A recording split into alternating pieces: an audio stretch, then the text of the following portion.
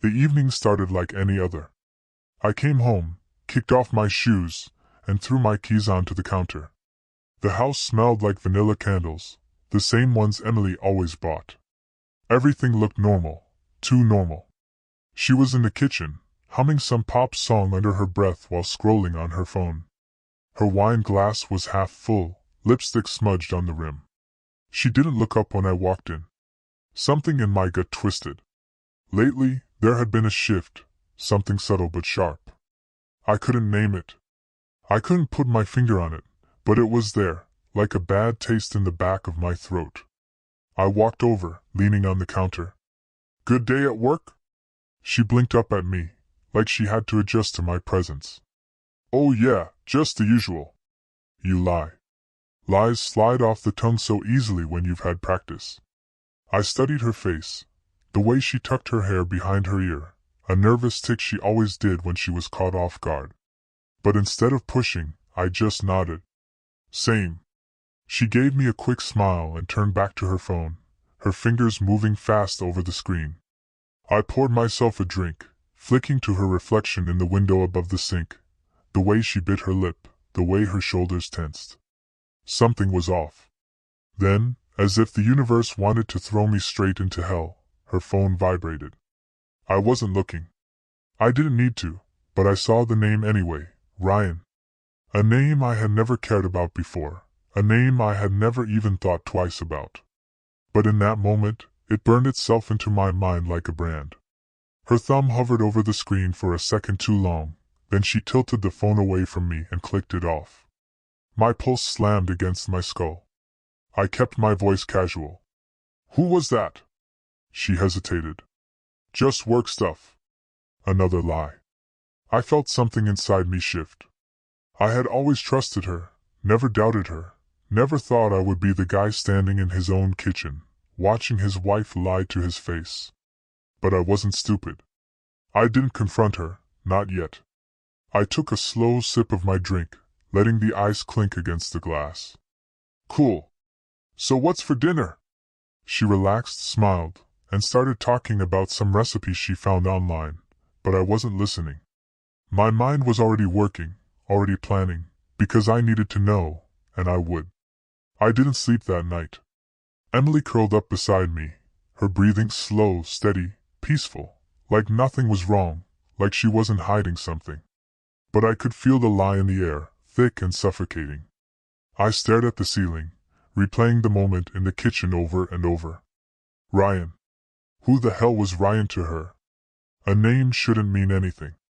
A text shouldn't mean anything. But my instincts were screaming at me that it did. And instincts don't lie, people do. At 2 a.m., I got up quietly, carefully.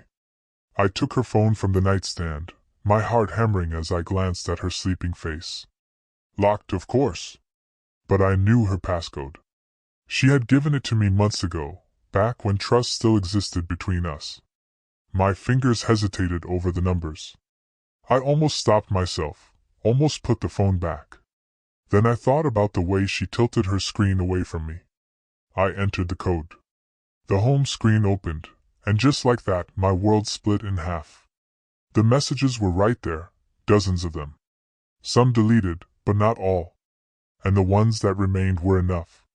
Ryan, wish I could have stayed longer today. Ryan, you looked amazing in that dress. Could hardly keep my hands off you. Ryan, next time, my place. My mouth went dry. I clicked on the conversation, scrolling up faster, desperate. Emily, you're bad. Ryan, you love it. Emily, I do. The phone almost slipped from my hands. I felt nothing, no anger, no sadness, just a strange, eerie calm, like my body had shut down every motion except one, focus. I kept scrolling. More texts. More proof. I should have stopped reading. I should have put the phone down, but I couldn't. Emily, he doesn't suspect a thing. My stomach clenched so hard I thought I'd be sick. There it was, proof. Not just that she was cheating, but that she knew what she was doing, that she was lying to my face, that she didn't even feel guilty. I stood there, phone in hand, my entire marriage reduced to a series of texts. And then a sound, a shift in the bed. Emily stirred. Her arm reached out toward my side of the bed, searching for me. I locked the phone and placed it back on the nightstand just as her eyes fluttered open. "Babe?" she murmured, her voice thick with sleep. I forced a smile. "Yeah," I said. She yawned, turning onto her side. "What are you doing?" I slipped back under the covers, my heart still pounding. "Just getting some water." She hummed sleepily, already drifting back into unconsciousness. I stared at her, the woman I thought I knew, and I realized something in that moment, something that should have been obvious before. I had two choices. I could confront her now, blow everything up, let the rage take over, or I could wait. I could watch. I could plan, and when the time was right, when she least expected it, I would burn her whole world to the ground. The next morning, I acted like nothing had changed. Emily woke up groggy, stretching lazily before pressing a quick kiss to my cheek. "You okay? You look tired." I forced a chuckle. "Didn't sleep great." She pouted. "You should have woken me up." The audacity, the sheer, unbelievable audacity. I wanted to grab her by the shoulders, shake her, scream. "Woken you up so you could tell me another lie?" Instead, I smiled. "I'll be fine." She slid out of bed and padded into the bathroom, completely unaware that everything between us had already changed. I sat there for a moment, watching the door she disappeared behind. My mind was racing. Confronting her now wouldn't do me any favors. She would cry, deny, spin it in her favor, maybe even gaslight me into thinking I was crazy. I had seen how cheaters worked, and Emily, she was good. Too good. No, I needed to play the long game. I needed more than just text messages. So I got up, grabbed my phone, and made a call. "Hey, Mark," I said when my friend picked up. "You still have that security camera set up?" Mark was my best friend from college, an ex-military guy who now worked in private security. He didn't ask questions when I showed up at his apartment an hour later. Just gave me a long look and handed me a small, sleek camera, no bigger than a pack of gum. "Battery lasts a week," he said. "Motion activated. Records in high def." He studied my face. "You want to tell me what's going on?" "Not yet," he exhaled, shaking his head. "All right, but whatever this is, don't do anything stupid." I clapped him on the shoulder. "No promises." When I got home, Emily was in the kitchen, stirring a cup of coffee. She was wearing one of my shirts, her hair still damp from the shower.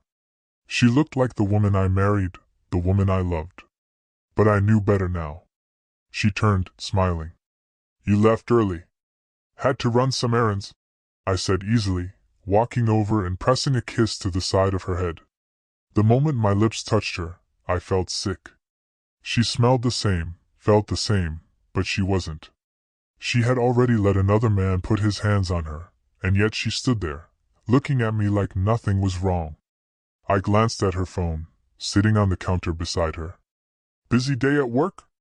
She nodded, sipping her coffee. "Yeah." Probably a lie. A bad lie. I knew exactly what was going to happen today. I knew exactly where she was going to be. She wasn't going to work.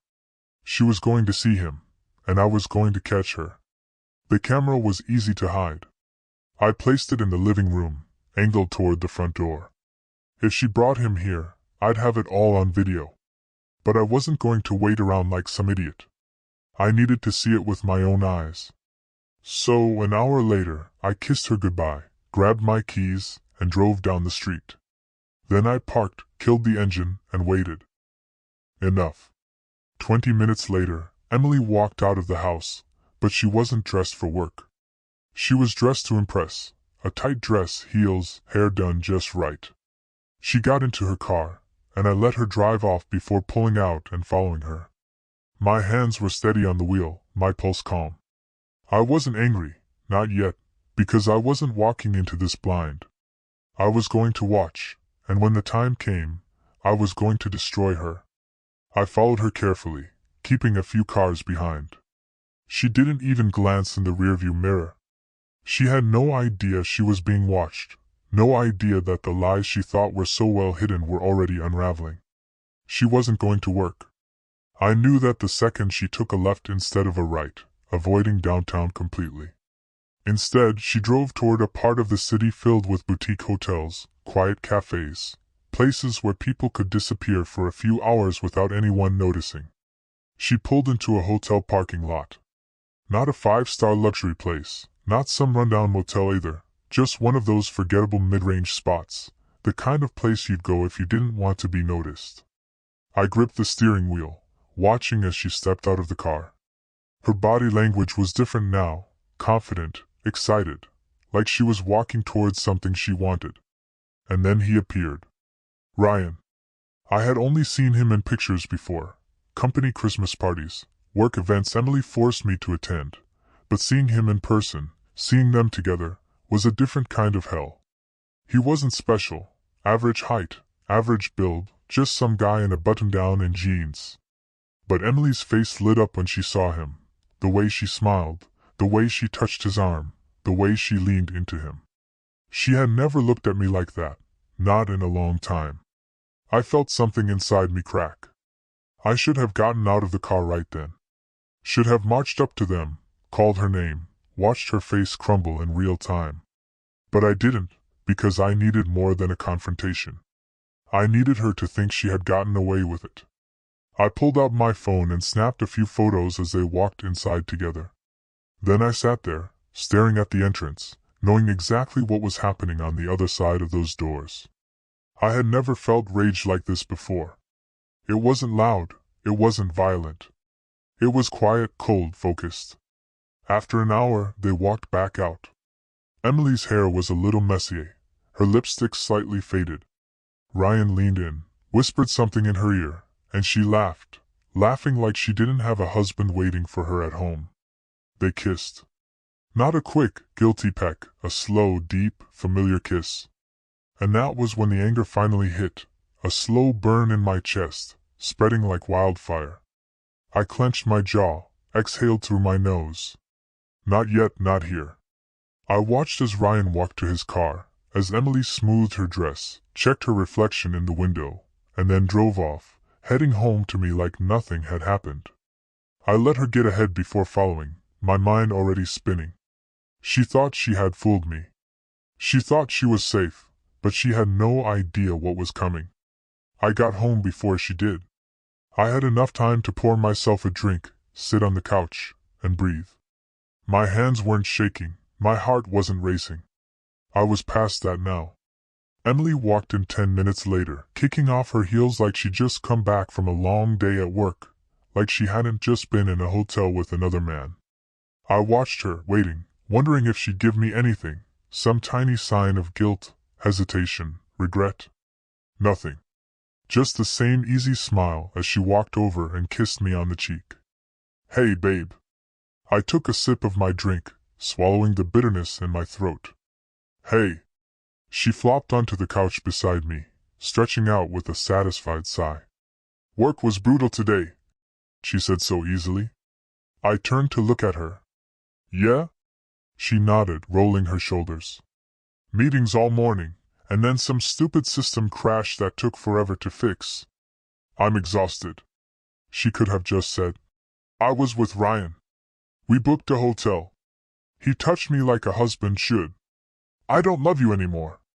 It would have been less offensive than this performance. I leaned back, watching her. That's rough. She groaned. I swear I need a vacation. Just the two of us. Somewhere far away. My stomach twisted, but my face didn't move. She was still pretending, still playing the role of the loving wife, while carrying another man's fingerprints on her skin. I nodded. We should plan something. She smiled and curled into my side like she always did. Maybe next month. I stared at the top of her head, at the woman who had spent her afternoon lying under another man, and I wondered what I had ever seen in her. But I kept playing along for now. I spent the next few days gathering everything. The hidden camera in the living room caught her sneaking off to take calls, whispering into her phone. I cloned her texts onto my laptop, watching the messages roll in like a sick reality show. Ryan can't stop thinking about you, Emily. Same. Wish I was with you now. Ryan, soon I'll book something for next week. Every message, every lie, every fake excuse she gave me, I collected it all. And then I started planning, because I wasn't just going to confront her. I was going to make sure she never forgot what she did to me. Emily had no idea she was living on borrowed time. She kept up the act flawlessly. She kissed me goodbye in the mornings, sent me little texts throughout the day, curled up beside me at night like she wasn't betraying me at every opportunity. It was disgusting to watch, but I played my part too. I held her, laughed at her jokes, asked about her day. I even surprised her with flowers one evening, just to see how deep the deception ran. She gasped, pressing a hand to her chest. "Oh my God, babe, what's the occasion?" I shrugged, handing them over. "Just felt like it." Her face softened. "You're too good to me." She said it without a single trace of guilt. It was almost admirable, the way she could stand there holding flowers from her husband, while another man was texting her about their next hotel meetup. I had every reason to explode right then and there, to grab the phone out of her hands, throw the evidence in her face, and watch her scramble for excuses. But that wasn't enough. She deserved worse, and I was going to give it to her. The perfect opportunity came a week later. I had been watching their texts closely, tracking their patterns. They always met up on Wednesdays at lunch. Ryan booked a room. Emily used work as an excuse, and they had their little secret getaway before going back to their lives like nothing happened. Except this Wednesday, I was going to be there too. I took the day off work and arrived at the hotel early, checking in under a fake name. I requested a room just down the hall from theirs. Then I set up my second hidden camera, one I had borrowed from Mark, just outside their door. A tiny thing, barely noticeable, angled perfectly to capture everything. And then I waited. Sure enough, at exactly 12:17 p.m., Emily arrived. She walked into the hotel like she belonged there, like she wasn't about to break every vow she had ever made. I watched from the peephole as she knocked twice, the way she always did, and Ryan let her in with a grin. I didn't need to see what happened inside. I already knew. I gave them an hour. Then I texted her. "Hey, just finished up early. Thinking about meeting you for lunch. Where are you?" I waited. It took her 5 minutes to reply. 5 minutes where I knew she was probably staring at her phone, trying to figure out a lie. "Emily, ugh. Wish I could. Stuck in back-to-back meetings. It's one of those days. Maybe dinner instead?" I almost laughed. She was still lying, still pretending. I slid my phone back into my pocket, took a deep breath, and walked down the hall. Then I knocked on their door. I heard movement inside, a muffled voice, Ryan's asking, "Did you order room service?" Emily giggled. "I didn't." More footsteps, the sound of the door unlocking, and then Ryan opened the door. And the second he saw me, his smile vanished. Emily was behind him, wearing nothing but a hotel robe, her hair a mess, her face flushing deep red as she locked eyes with me for the first time in weeks. She was speechless. "Hey, babe," I said, smiling. And then I stepped inside. Emily's face drained of color so fast, I thought she might pass out. She clutched the robe tighter around herself, her lips parting like she wanted to say something, but no words came out. Ryan, on the other hand, took a step back, his hands already half raised, like I was about to swing on him. I wasn't. Not yet. The silence stretched thick, suffocating. I let the moment hang there, watching them squirm. Then I turned to Emily, keeping my voice calm, almost amused. "No back-to-back meetings today?" She swallowed hard. Because you know I texted you and you said you were at work." I let my eyes flick to Ryan, who was still standing there frozen. "Unless this is work." Emily finally snapped out of it, stepping forward. "Forward, listen, I laughed. Actually laughed. "Oh, please do explain." She hesitated. Then, because she was the kind of person who thought she could talk her way out of anything, she squared her shoulders and went for it. It's not what it looks like.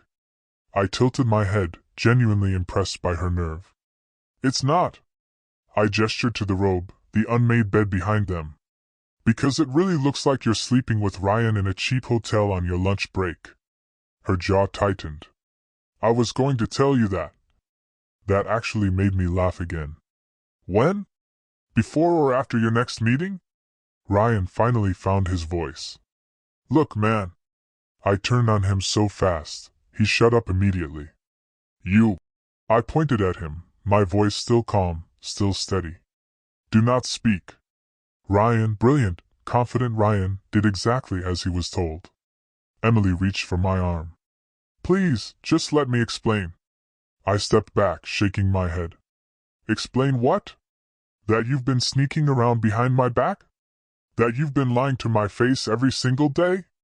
That every I love you out of your mouth has been complete bullshit? Her lips trembled. I do love you. No. I cut her off. You don't. You love that I make your life easy. You love that I trust you so much I never checked your phone before. You love that I was stupid enough to believe you. I exhaled, rolling my shoulders back. But you don't love me. Tears welled in her eyes, the fake kind, the kind that had probably worked on me 100 times before. Not this time.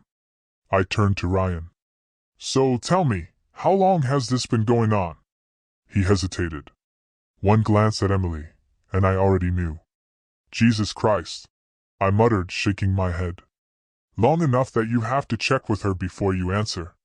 Emily wiped at her eyes. I never meant to hurt you.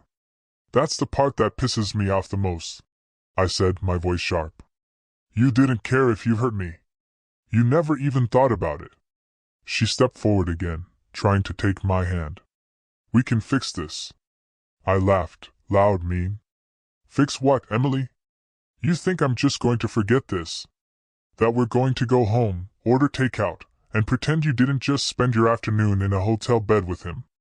I looked her dead in the eye. You're not my wife anymore. You're just some woman who happens to share my address. Her breath hitched. Please.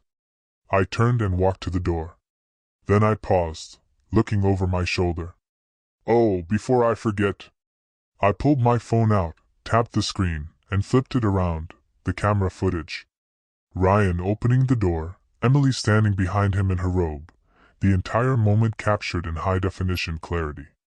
Emily's mouth fell open. Ryan turned gray. I smiled. Thought you'd want a souvenir. Then I walked out, leaving them standing there in their wreckage. I drove home with the kind of calm that didn't make sense.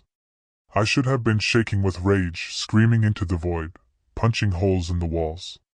But instead, I felt something closer to satisfaction, like I had been carrying a massive weight on my back for weeks, and now finally it was gone. Emily was finished. She just didn't know how finished yet. I pulled into the driveway, took my time getting inside, poured myself a drink, sat down at the kitchen table, and stared at my phone, waiting.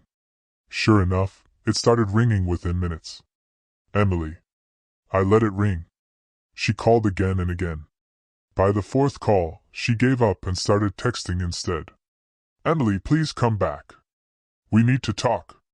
Emily, you're not answering. I'm coming home. I smirked at that. Home? Like she still had one. I took another sip of my drink and sent a single text. Me, don't bother. Your stuff is already packed. And it was.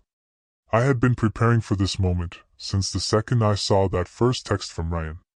The day after, while she was at work, I had gone through every drawer, every closet, pulling together everything she owned, her clothes, her shoes, her makeup, every single trace of her existence in this house, now stuffed into cheap suitcases, waiting by the front door.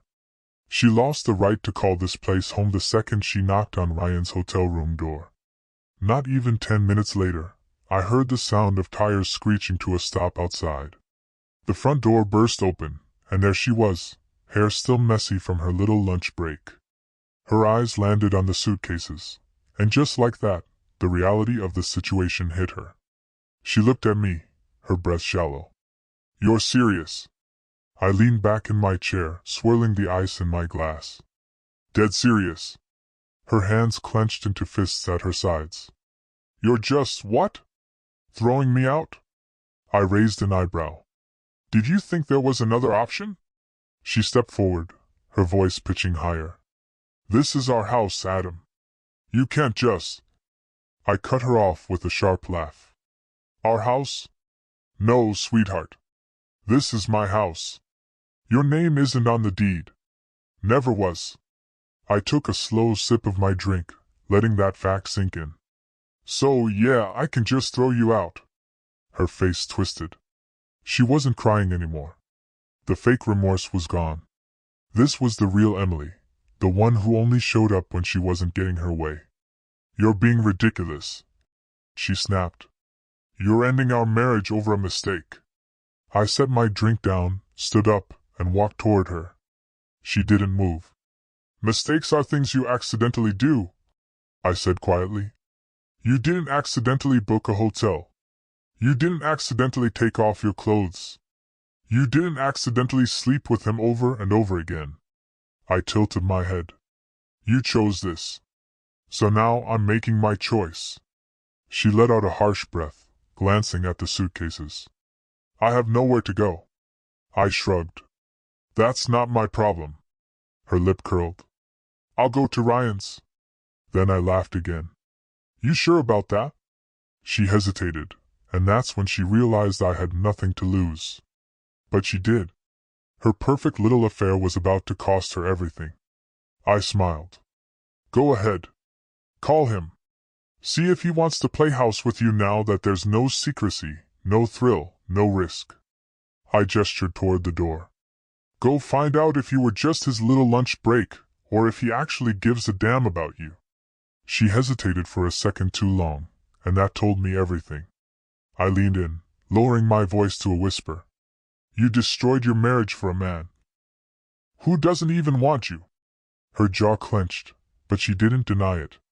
She couldn't. I grabbed her suitcases, opened the front door, and rolled them onto the porch. Clock's ticking, Emily. You can walk out on your own, or I can call the cops and have them escort you out. For a moment, I thought she might fight harder, scream, beg, try to claw her way back in.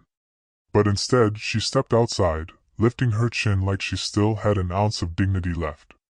You're going to regret this. I smirked. No, you are. Then I slammed the door in her face. The house was quiet. Peaceful. It was the first time in years that it actually felt like mine. No more fake laughter, no more lies hidden behind kisses, no more Emily. I stood in the hallway for a moment, staring at the closed door. On the other side, I could hear her pacing, probably debating whether to knock or throw one last insult at me before leaving for good. Then silence. A few minutes later, the sound of wheels rolling down the driveway, her car starting, and just like that, she was gone. I exhaled slowly, letting my body relax for the first time in weeks. It was over, except it wasn't. Not for her. Because I wasn't just going to move on. She had set fire to our marriage thinking she could walk away unscathed, that she could rewrite history, paint herself as some confused wife who made a mistake. No. I wanted her to feel everything she had made me feel. I grabbed my phone and started making calls.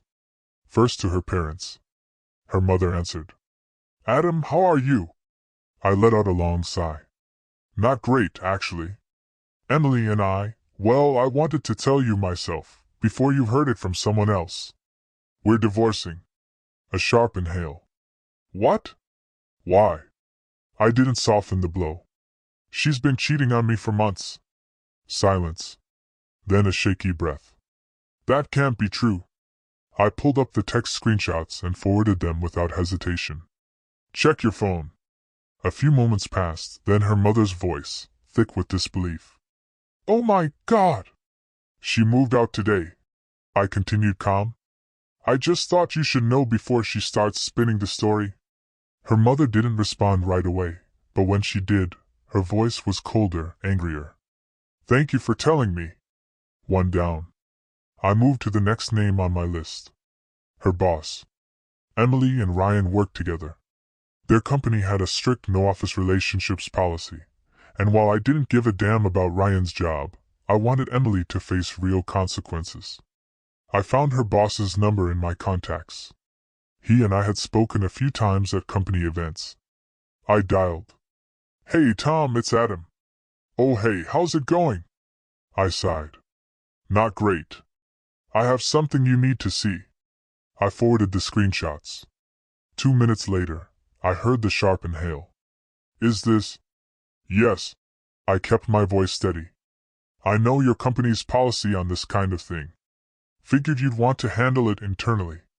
Silence. Then he clipped. "Thank you for bringing this to my attention." 2 down. I didn't stop there. I sent the screenshots to our mutual friends. Not with any dramatic message, just a simple, "In case she tells you a different version." By the time I was done, my phone was buzzing nonstop. Emily's name popped up again. A call. I let it ring. Then came the texts. "Emily, what the hell did you do? You told my boss? Are you trying to ruin my life?" I smirked and typed back a single response. "Me, no, just making sure you don't get to rewrite the story." Her reply came fast. "Emily, you a fine bastard." I leaned back in my chair, satisfied. "Me, and you're unemployed." I turned off my phone and took another sip of my drink, listening to the quiet of my house. For the first time in a long time, I felt good. The storm came fast. I expected it, welcomed it, and sat back to watch it unfold. Emily wasn't the type to go down quietly. She called, texted, left voicemails filled with a roller coaster of emotions: rage, desperation, bargaining. "Emily, you've made your point. Please just stop. Emily, you're ruining my life over one mistake. Emily, I swear to God, Adam, I will make you regret this. Emily, please, can we just talk?" I never responded. By the end of the day, Ryan's wife, yes, he had a wife, found me on Facebook. "Jessica, hey, I don't know if you know who I am, but we need to talk." I picked up the phone instantly. Jessica was eerily calm. Too calm. I had a feeling something was going on, but I wasn't sure. I didn't sugarcoat it. I told her everything: the texts, the hotel meetups, the fact that her husband had been introducing Emily to this lifestyle, while she was at home thinking he was just another guy at work. By the time I was done, her voice had turned razor sharp. "Thank you for telling me." We both knew what that meant. Ryan's life was about to burn too. I should have felt bad. Maybe a part of me did, for Jessica, for myself, for the sheer waste of time, trust, and love we had both put into these frauds. But for Emily and Ryan? I hope the fallout was biblical. The next week was a blur of fallout. Emily lost her job. Ryan was suspended pending an investigation. Jessica filed for divorce, and Emily, she had nowhere to go. She tried calling her parents, who, to my satisfaction, refused to take her in. "You made your bed," her mother told her. "Now lie in it." She tried staying with friends, but funny thing about getting exposed as a lying cheater, people don't want you in their homes. She called me again, one last time. This time I answered. She sounded small. "Adam." I didn't say anything. Just waited. A deep breath. Then, I lost everything. I leaned against the counter, expression blank. "That sounds hard." She exhaled shakily, waiting for me to throw her a lifeline, to offer her a way back, even if just as a friend. But I had nothing left to give her. She destroyed everything we had. Now, she was just another person I used to know. "I have to go," I said simply, and then I hung up. I blocked her number, deleted her from my contacts, and just like that, Emily was nothing but a name in my past. Years passed. I moved on, found happiness again. A real, honest kind of love. No secrets. No betrayal. Just peace. And then one day, out of nowhere, Emily found me. Not in the way I expected, not a desperate message or a pathetic attempt to rekindle what she had destroyed. I was on vacation, sitting in a cafe in a country halfway across the world, sipping coffee with the woman I had built a real future with, and across the street, I saw her. Emily. Older. Thinner. A little more worn around the edges. She hadn't noticed me yet. I could have ignored her. Could have let her keep walking and stayed in my perfect little bubble. But I didn't. I stood and walked across the street. She froze the second she saw me. Her mouth opened slightly, her eyes flicking to the woman at my table, then back to me. Shock, regret, something else, something I couldn't quite name. And then she spoke. Adam. I nodded. Emily. She swallowed hard, eyes darting everywhere like she didn't know what to say. Then, finally, she whispered, I never thought I'd see you again. I studied her face. The woman I had once loved. The woman who had thrown me away like I was nothing. And I smiled. I know. Then I walked away.